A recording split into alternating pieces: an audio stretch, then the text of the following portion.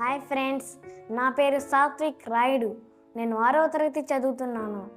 ఈరోజు మనం 6వ తరగతిలోని తెలుగులోని 4వ పాఠమైన సమయస్ఫూర్తి అనే పాఠం గురించి నేర్చుకోబోతున్నాం.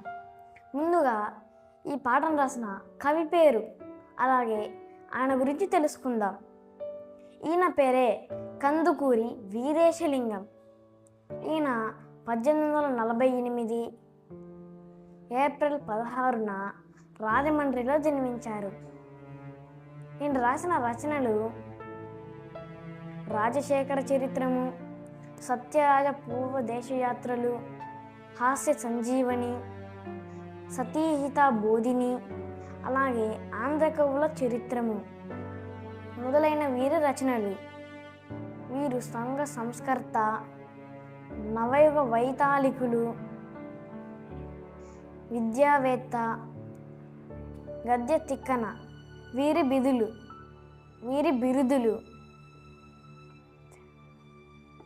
ఇప్పుడు మనం చెప్పుకుంటున్న సమయస్ఫూర్తి ఈ పాఠానికి మూలం కందుకూరి వీరేశలింగం రాసిన పంచతంత్ర కథలలోని విగ్రహం అనే కథలో భాగం.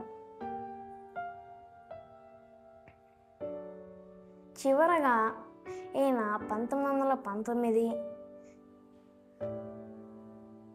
మే 27న మరణించారు. ఇప్పుడు మనం సమయస్ఫూర్తి అనే పాఠంలోకి వెళ్దాం. అనగనగా ఒక అడవిలో పంచవటం అంటే 5 మర్రి చెట్ల సమూహం. పంచవటం అంటే 5 మర్రి చెట్ల సమూహం అనే ప్రాంతంలో ఒక మర్రి చెట్టు తొర్రలో రోమశుడు అనే పిల్లి నివసిస్తున్నాడు. అదే తొర్రలో ఒక కన్నంలో ఫలితుడు అనే ఎలుక కూడా నివసిస్తున్నాడు. ఒకరోజు ఒక వేటగాడు ఆ చెట్టు చుట్టూ ఒక వల పన్నాడు.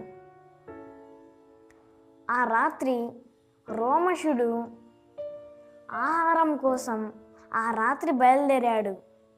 ఆ మసక చీకటిలో బయలుదేరాడో లేదో వలలో చిక్కుకున్నాడు. రోమశుడు వలలో చిక్కుకున్న తరువాత గట్టిగా అరిచాడు. అరుపు విన్న ఫలితుడు కన్నం నుండి బయటకు వచ్చి ఇలా అనుకున్నాడు, అమ్మయ్యా, ఇన్ని రోజులు ఈ పిల్లి వల్ల నేను ఎన్నో కష్టాలను ఎదుర్కొన్నాను. ఈ రోజుకి నా పీడ విరగడైంది అని అనుకున్నాడు. హాయిగా సంతోషపడుతున్న ఫలితుడి దగ్గరికి చంద్రకుడు అనే గుడ్లగూబ వచ్చాడు. చంద్రకుడిని చూసిన ఫలితుడి గుండె గుబేలుమంది. ఫలితుడు చంద్రకుడిని చూసిన మరుక్షణము తన ఒళ్ళంతా గిలగిలలాడుతుంది. మెల్లగా తను ధైర్యం తెచ్చుకున్నాడు. తనతో తనే మాట్లాడుకున్నాడు.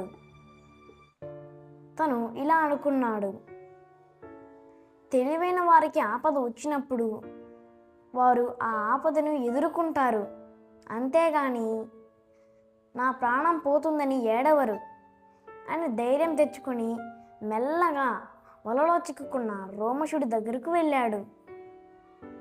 ఫలితుడు రోమశుడితో ఇలా అన్నాడు, మిత్రమా, నేను నీకు ఈ వలతాడుని విప్పుతాను. నువ్వు నన్ను ఈ గుడ్లగూమ నుండి కాపాడు అని ఫలితుడు అడిగాడు. రోమశుడు, సరే, నేను నీకు సహాయం చేస్తాను, కానీ నువ్వు నాకు ముందు ఈ వలతాడుని విప్పు అని రోమశుడు అడిగాడు. అప్పుడే వేటగాడు కుక్కల గుంపుతో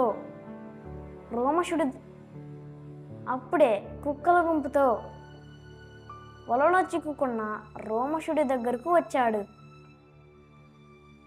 ఫలితుడు ఇదే మంచి అవకాశం అని రోమశుడిని మోసం చేయడం ప్రారంభించాడు. వలతాడును కురుకుతున్నానని అసలు ఫలితుడు వలతారను అసలు కొరకట్లేదు. ఎప్పుడైతే వేటగాడు దగ్గరకు వచ్చాడో చటక్కున ఫలితుడు ఆ వలతాడు మొత్తం తెంపేశాడు. దాంతో ఆ కుక్కల గుంపును చూసిన రోమశుడు చెట్టు మీదకి ఎక్కాడు. వెంటనే ఫలితుడు కన్నంలోకి వెళ్ళిపోయాడు. రోమశుడు బయటకు వచ్చాడని భయంతో చంద్రకుడు అక్కడి నుండి పారిపోయాడు. వేటగాడు రోమశుడు వలలో చిక్కుకుని తప్పించుకున్నాడు. ఇంకా రోమశుడు దొరకడు అని నిరాశతో అక్కడి నుండి వెళ్ళిపోయాడు. వేటగాడు వెళ్ళిపోయిన తరువాత రోమశుడు చెట్టు నుండి మెల్లగా కిందికి దిగి ఫలితుడి కన్నం దగ్గరకు వెళ్ళి ఇలా అన్నాడు, మిత్రమా బయటకు రా. ఈ రోజుటి నుంచి మనం సంతోషంగా ఆనందంగా స్నేహితుల్లా కాలం గడుపుదాం. నేను నిన్ను మోసం చేయట్లేదు, అలాగే కుట్ర పన్నట్లేదు. నువ్వు నిశ్చింతగా బయటికి రావచ్చు. కానీ రోమశుడి ఉద్దేశం స్నేహం కాదు, ఫలితుణ్ణి ఎలాగైనా తినాలి అనేదే రోమశుడి ఆశ. కానీ ఫలితుడు ఆ మాటలు విన్న మరుక్షణం ఆనందంతో బయటికి రాలేదు. తనకు తెలుసు రోమశుడు తనను తినాలని ఆశపడుతున్నాడని. కాబట్టి ఫలితుడు తన కన్నంలోంచి తన తలను మాత్రం బయటపెట్టి శరీరం అంతా లోపలే ఉంచాడు. ఫలితుడు రోషముడితో రోమశుడితో ఇలా అన్నాడు, మిత్రమా, నాకు కూడా నీతో స్నేహం చేయాలనే ఉంది. కానీ మనిద్దరి మధ్య జాతి వైరం ఉంది.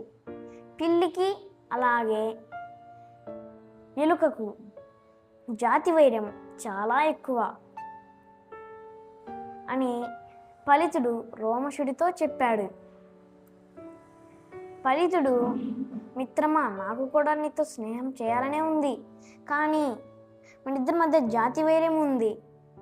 కాబట్టి నా మీద నీకు ఎంత ప్రేమ ఉన్నా నీకు ఆకలి వేసినప్పుడు నన్ను తినేస్తావు. కాబట్టి నీతో స్నేహం చేయడానికి నాకు చాలా భయంగా ఉంది. కాబట్టి నేను నీతో స్నేహం చేయడానికి ఇష్టపడట్లేదు అని ఫలితుడు కన్నంలోకి వెళ్ళిపోయాడు. రోమశుడు నిరాశతో అక్కడి నుండి వెళ్ళిపోయాడు. కథ సమాప్తం. అందరికీ నమస్కారం. Thank you for watching. ఈ వీడియో నచ్చితే లైక్ చేయండి, షేర్ చేయండి. ఇటువంటి మరిన్ని వీడియోల కోసం మా ఛానల్ను సబ్స్క్రైబ్ చేయండి.